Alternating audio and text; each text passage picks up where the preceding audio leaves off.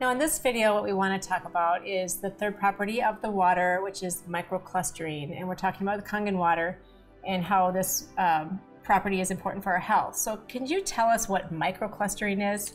When I typed it up, it's not even in the even in the dictionary. So it's kind of a new word, a new thing. So tell us what that is. Right, so it's maybe not the most scientific word, but it's the easiest way to describe the clusters of the molecules.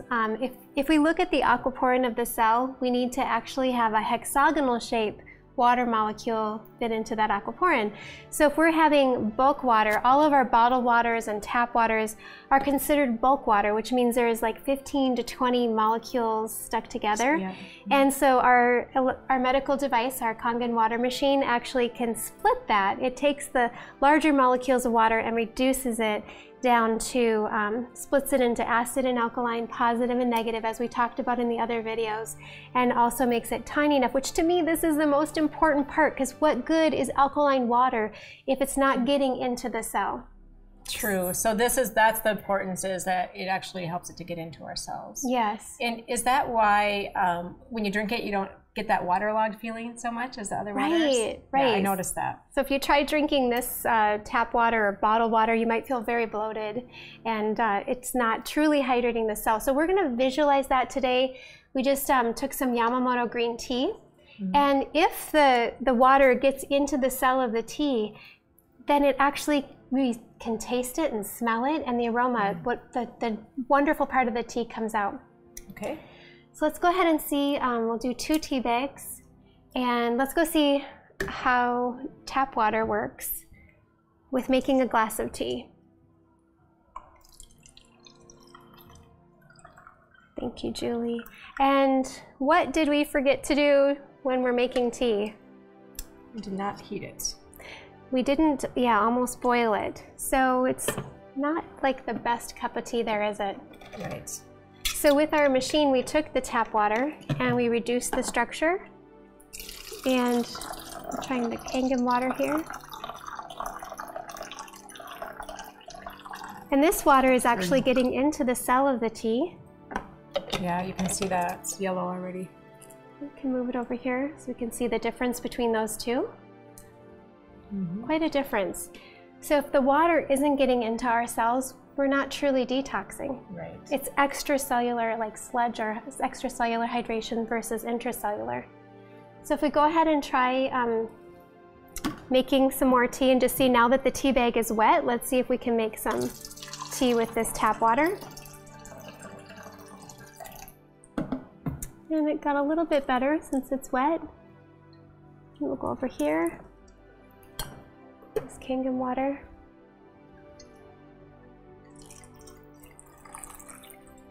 Do you see a difference there, Julie, in the color of the tea? So you can make iced tea without heating the water. Yes, and you can make so much tea, and we're going to just kind of show that here. It was just a few drops of the tea. We're going to see how much, like when you're taking your supplements, if the water isn't really getting the supplements into the cell, we're wasting our money. Right. So we want to improve the efficacy of everything we're drinking, everything we're eating, and all of our supplements. Let's go ahead and see if we drink a little bit of tap water with our supplements, how that works for us.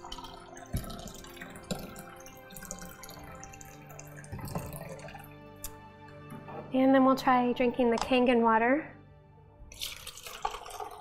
Wow, can you see that? What a difference. Right, we're going to save a lot of money. Are you saving money on your supplements? Definitely. I have cut a lot of supplements, especially because of the antioxidant. That was really helpful for detox, and I cut back on a lot of supplements. I was kind of a supplement junkie, and so I actually saved a lot of money by cutting back. Awesome. So but the ones I take, it's great to know that that's going to break it down and get into the cells, so it's not just being wasted.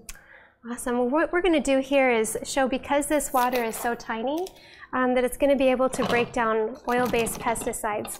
So these are just Nature's Sweet tomatoes, and we just are going to see how do you normally wash your produce, or how do most people normally wash their produce? Just under the tap water. Okay, just under tap water. So we'll use tap water here on the left, and we'll let these sit for a little bit.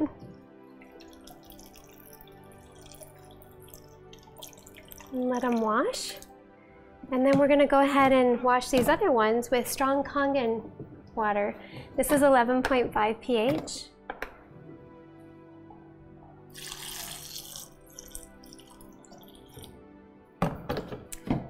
And just let that sit for a while. Okay, we'll let that sit for a while. And while we're letting that sit, the reason that this water is going to wash the tomatoes or your produce much better than say tap water is because it's tiny enough, just like we saw here with the teas.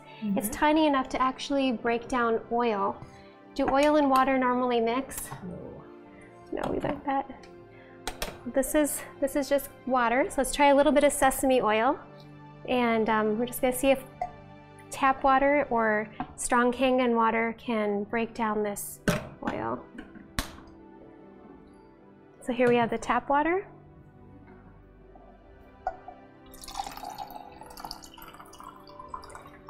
And just as we'd expect, the water molecules are too large to break down the oil. Yeah, it's separating. And here we go with the Kangen water. Wow, look at that. Yeah. Is there a difference? I love this because I use essential oils, and this, when they get right in, if I put a little essential oil into my water, it mixes right in. It's a big difference. Yeah, it's wonderful. So that's a visual of the microclustering. Now over here, while the tomatoes are sitting there washing, we can stir them a little. If you're washing your tomatoes in tap water, you might not be realizing that your tap water might have chlorine in it.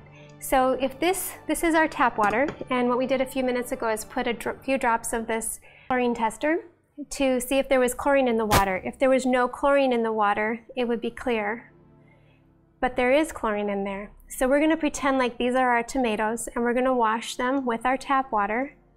And as we wash our produce, if we see what's happening is our produce, whether it's organic, wonderful, expensive organic, we're actually putting chlorine into our produce. So it's into the onion and no longer, that's why we aren't seeing it in the water, soaked it right in. We cleaned the water. Okay.